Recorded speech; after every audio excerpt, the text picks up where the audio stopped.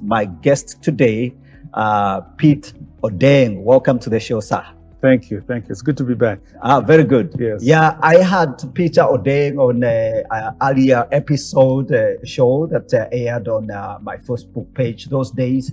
And I'm glad that Peter or Pete is agreed to come on the show. And today we're going to really discuss many issues. Peter is a very bold man. He's going to tell us what he thinks about the problem of leadership in Africa.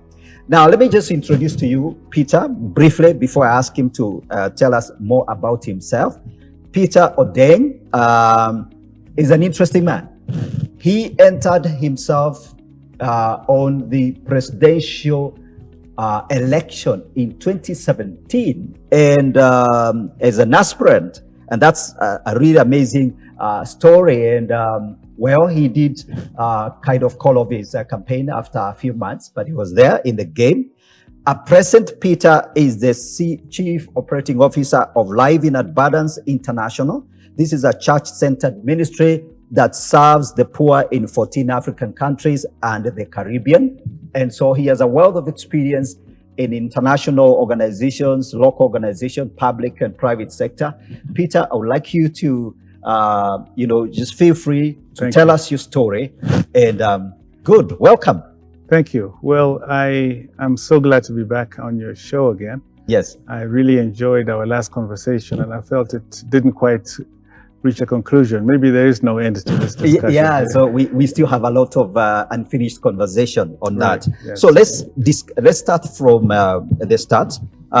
You studied accounting and auditing in the US. Yes. As a young man. And then give us your career background in terms of your studies in the US, how long you stayed there, what you learned, how you ended up in the corporate sector, both public, non-profits organization. So give us that background. Okay, thank you. Very briefly, I did study accounting. Yes. And I always tell people I'm an accountant by training, but not in spirit. Okay. Yeah, I started out as an auditor. Actually, my journey to the United States was, I may have shared this in the past. Yes. It was through the gift of an American family. Okay. Whose son had died. Uh-huh. And they were living out here in Kenya. Okay. And when their son died, they decided that they wanted to use the money that they had saved up for their son to put me through college. Okay. So I went to the States on what you'd call an unmerited gift from a very gracious family. Okay. I studied accounting and by grace, I got a very good job with McDonald's Corporation. Oh, right. That was one of the most recognized American companies. Okay. I was in their headquarters in Chicago working as an internal auditor. Okay.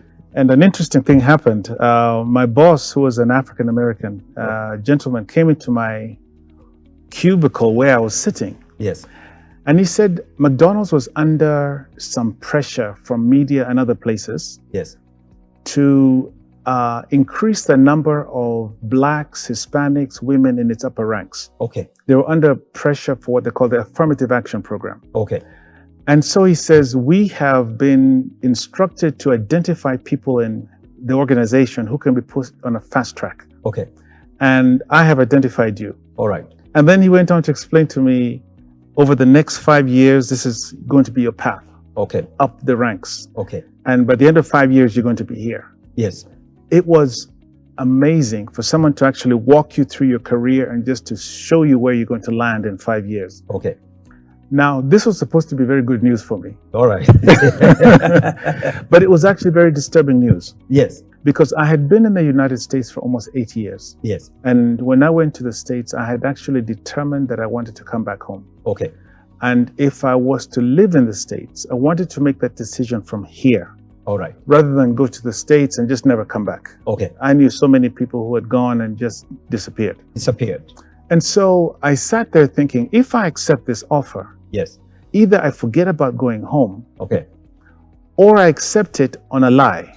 Okay. They will be thinking that I'm working with them, but actually I'm just doing this for a few years and then I would be leaving them to go back home. Yeah, at one point you just decide, tell them, no, look, yes, I really never meant to pull through. Exactly. Yeah. And that wasn't fair. So what I ended up doing was resigning. Okay. And of course, my boss was shocked.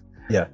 I tendered my resignation and began to wind up my time in the US. Okay. I came back to Kenya and was fortunate to get a job with one of the international agencies. Actually, it was an American agency. Okay.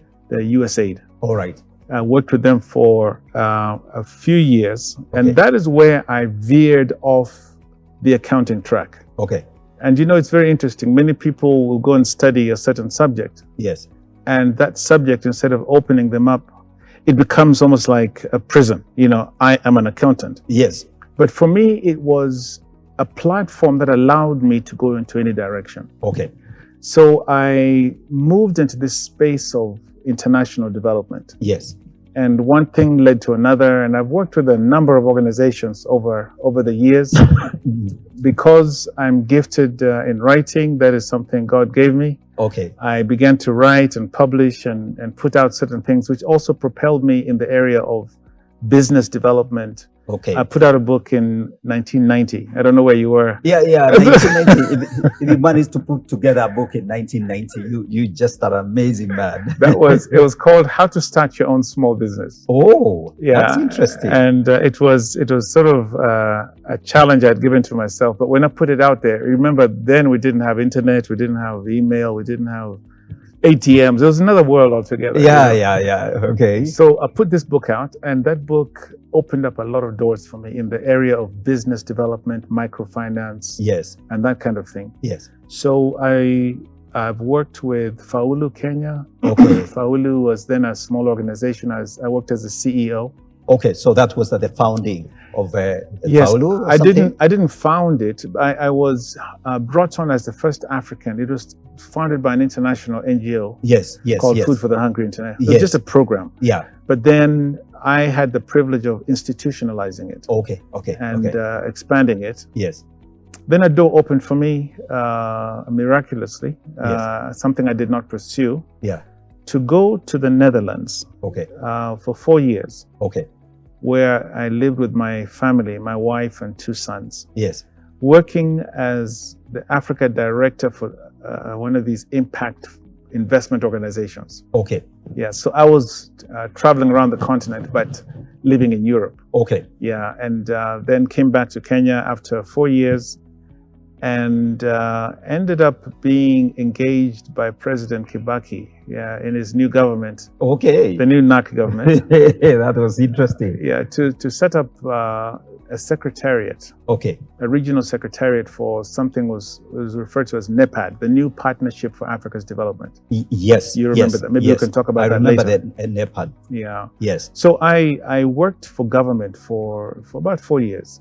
Okay. Great. Yeah. Great. And then Yeah. So Pete, actually, I think like that is a very interesting background. So because you had a chance, first of all, as a young man in the US, so you learned, you had the experience of living in America, which basically is the West proper, and then again you came back here. You had experience here in terms of setting up organization, institutionalizing a very young organization that time, Faulu, and then you had the chance now to work in Europe. Yeah. So you have a very, very good view of, what it is like, working in the West and what it is like working here in Kenya and in Africa. And again, we're going to go back to, we'll go back to the story of your experience in Europe, managing affairs of programs here in Africa. Right. We'll get back to that. So tell us about your experience now, leadership experience, because I believe it's around that time you began now to see, your eyes began to open to see what it really means to operate at the top level in corporate and in public sector, and as an influencer, as a leader. What sort of experience did that give you? I think we all have different journeys, and yes, my journey has given me an opportunity to see, to experience, and also to be part of Western-style leadership. Yes. And also to work with organizations in Africa Yeah, right. at a leadership level. Yes. And one thing I can say that the whole subject of leadership, because it is so often defined using Western language, Western examples. Yes. When we talk about leadership, and even books that are written on leadership are mostly written by people who have a Western perspective. Yes. In a way, we have not really appreciated Yes. what our potential is. Yes. Or even explored how to strengthen what we have. Okay. We have tended to judge ourselves and to also compare ourselves to what others are doing. Yes. So in a way, we vilify ourselves and, Yes. and say that we are failures, Yes. when in fact what we're doing is we're abandoning who we are Right. to pursue something else. Okay. In the West, there's a certain individualism. Right. There's a certain sort of bravadoism that has taken over that culture. Yes. And so leadership has become about me, the leader. Yes. We talk about courage and this and that. And Yes. in some way, we've lost that sense of community. Yes. That leadership is not about the individual. Yes. Leadership is about the people you lead. Absolutely. You can say that again, Yeah. because the way I also seem to understand leadership in my journey of studying and also being a leader in my own space, it appears to me that leadership is really about being the embodiment of a vision for others, giving the direction, having not just influence. Okay, so leadership is influence, nothing more, nothing less. That's Maxwell's maxim. Yes. But it's more than that. It's like carrying out the vision, being the embodiment of a vision and a direction. So, and I think we all have that potential. Yes. Maybe the groups may differ, the size of influence we have may differ, but we all have that sense of. Correct. And so you say that the challenge sometimes is us discovering our potential as leaders and bringing that out. What I'm really saying is, and I totally agree with you, Yeah. that leadership is about influence. Yes. Now, everybody can influence. Yes. In fact, everybody has an opportunity to influence. Okay. But in a football team, only one person can be the captain. Yes. And so that captain, I believe that kind of leadership is a calling, actually. Yes. Not everybody is called. Not everybody is equipped. Yes. Not everybody has what it takes to be at the front end of an organization. Yes. But yes, influence is what leadership is all about. Yes. And a lot of times we find ourselves focusing so much on the individual leader. Yes. That we forget that actually an organization or a nation or a body or a team of people everybody must understand their contribution to the whole. Okay. That you are an influence in the area that you're called in. Yes. And so we're not just saying everything depends on that top leader. Yes. It's a total thing. And that leader, when you say embodiment of a vision, yes, the leader who is called to lead a team yes, has the responsibility yes, of enhancing the influence of each one of these people. Exactly. And being able to mesh them so that everybody is part of that vision that they have signed themselves up to. Absolutely. Yeah. Yeah. And so that's really like the very core of leadership. Right. Yeah. So it's not about the individual leader, right?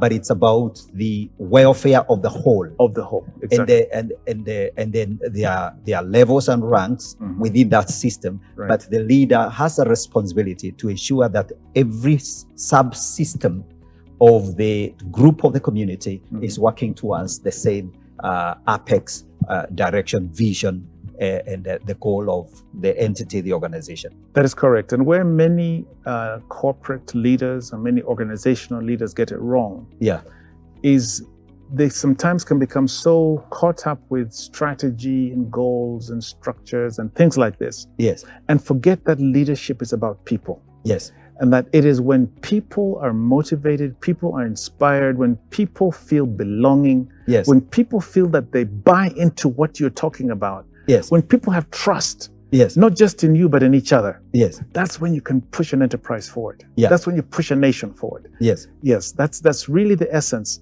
of excellence in leadership. Yeah. So the leader becomes like a catalyst. Absolutely. I like that. Yes. I'm putting words into your mouth. Yeah. So, what was it like when you were working in Europe? Mm-hmm. You had a responsibility over Africa. Yeah. What are some of the lessons you picked up there? That was a really fascinating experience because I landed in the Netherlands. Okay. And I was incorporated as part of a small leadership team. Okay. And this organization works in different parts of the world. So it has programs in Latin America, Asia, Eastern Europe, yes, and Africa. Yes. So in the leadership team, you have the director for Latin America, the director for Asia, yes, and so on. And here's Pete. I'm representing Africa. Okay. And we would travel, we go to our projects, we meet our teams, and we would deal with our issues. And once a month, we'd come together. Right. And to put our heads together and to hear each other out. And so I'd listen to my colleague from Latin America. Yes. And he's telling stories about this hurricane came or this issue, there was a flood or something. And maybe the organization we had given money to needed the loan to be maybe rescheduled or something. Yeah. Or somebody had died or this kind of thing. Yes. And so we'd come up with solutions. Then the guy from Asia would tell us his story. Yes. And he'd have some technical issues, or maybe the business plan was a bit unrealistic and we had to revise and, this kind of thing. Yes. Then they would turn to me and say, Pete, what are the issues you're facing in Africa? And again and again, I would find myself wondering, why is it that when I talk about mine, my issues are always things to do with integrity, or something to do with somebody who stole some money or ran away with, somebody gave a promise but didn't fulfill the promise. Wow. Or there was a fraud that has, we gave money to a cooperative and the top leadership have somehow disappeared with the money. Yeah. Or they gave us a collateral for a loan. And now when we're calling on the collateral, you find it's fake. Maybe there's 2 or 3 title deeds to the same piece of land. Okay. So I said, what is wrong with these people? And every time I wanted to point and say, what is wrong with these people? Yeah. I couldn't do it because these people were me. All right. So I would say, what is wrong with me? Yeah. Because I seem to represent something that is different. Yes. There's something that we are embracing, something we're pursuing, something that is shaping us. Yeah. That is not good for us. Right. Yes. The story appeared to be absolutely, it's different. Yes. And it seems to hinge around issues to do with people, the honesty issues, people coming through on their promises, challenges of a project failed because, certain things were not in place and people didn't do what they said they would do. Correct. And that story kept on repeating itself. And this was about leadership. Yes. And I have seen it play out across, even in my country here, Kenya. Yes. Where, we have come to glorify people who are crafty. Right. Not only are we suffering from it, we actually tend to admire and look at people who find their way to the top. Okay. And use positions for self-gain. Yes. To manipulate. Yes. To benefit. Yeah. And somehow we don't hold them to account. Mm-hmm. And this becomes a culture over time. Yes. And in fact, you begin to operate in a society where that becomes the norm. Right. If I put you in a dark room. Right. And I keep you there long enough. Yes. It becomes normal. Yeah. You can adapt to it. You adapt to it. Yes. And that is a tragedy. That's the tragedy. That in leadership, we have actually began to adapt ourselves to leaders who don't actually care about the people they lead. Okay. Leaders who are using their positions for self-gain and self-benefit. Yes. And using or abusing or manipulating people. Right. And people are accepting this as the standard of leadership. Right. That is a tragedy. Absolutely. That's a real tragedy. Yeah. That we have accepted such a low standard Yes. of leadership. And sometimes we seem to be comfortable with it because we think maybe, and especially the political, kind of leadership, where if your man is in charge, you know that if you have some connections, you could benefit from, that connection. So it's like we seem to tolerate it, and it's like we always pushing and shoveling to place our person somewhere in position of privilege and leadership, because we know that will work in our interest. We as the followers are happy with that arrangement because we think we can leverage that arrangement. I think what you're referring to is our tendency to rally around ethnic blocks and ethnic leadership and so on. Yes. Where I think that comes from. Yes. I think it comes from an innate desire to belong. Yes. Yes. We want to be represented by our leaders. Yes.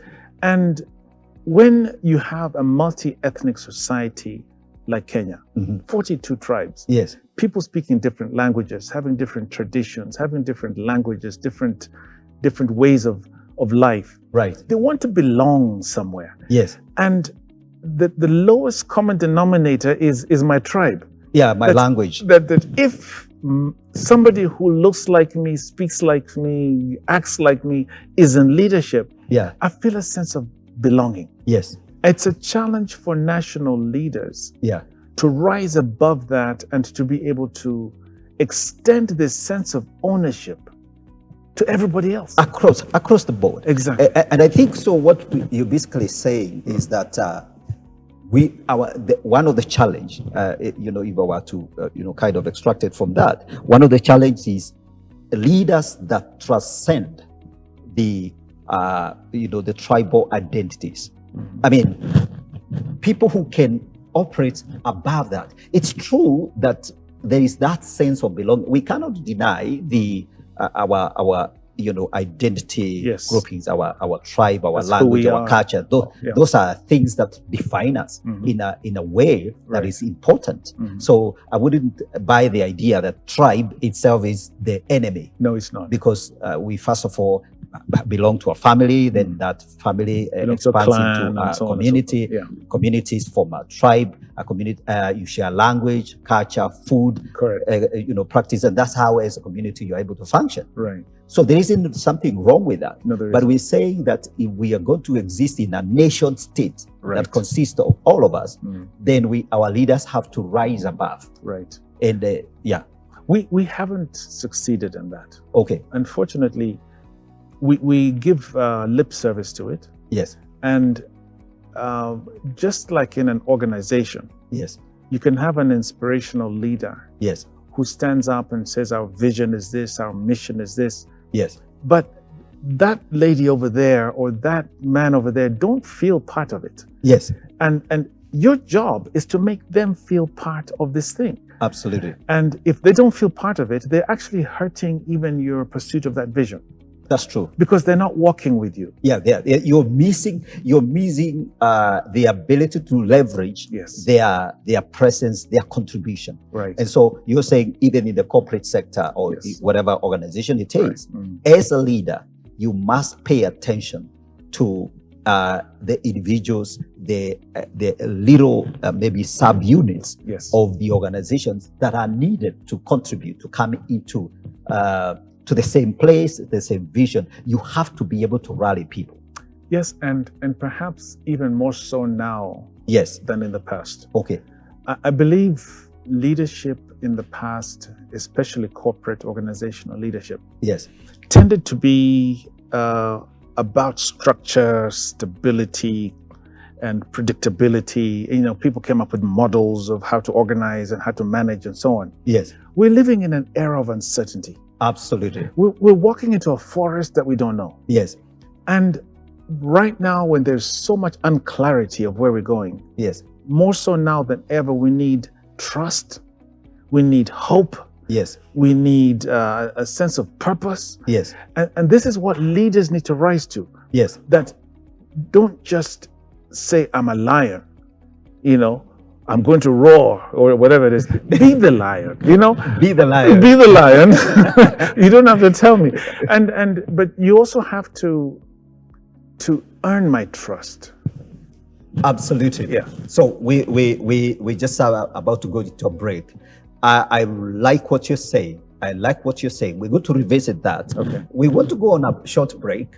When we come back, we're going to ask Pete Ondeng to speak into that idea of that leadership has shifted now because of the dynamics. You know, in the old days, you know, a few years ago, structure systems worked, but we live in a very unpredictable environment, and the leadership now is needed more than ever. So comment or call, and if you need some help, you have a question, you're free to ask that kind of question, and we will look at it and we can respond to it. Remember, this is being shared on all our platforms, so stay tuned. We go into a break. When we come back, we go back to the idea of leadership and how it has changed in the context of our very unpredictable times.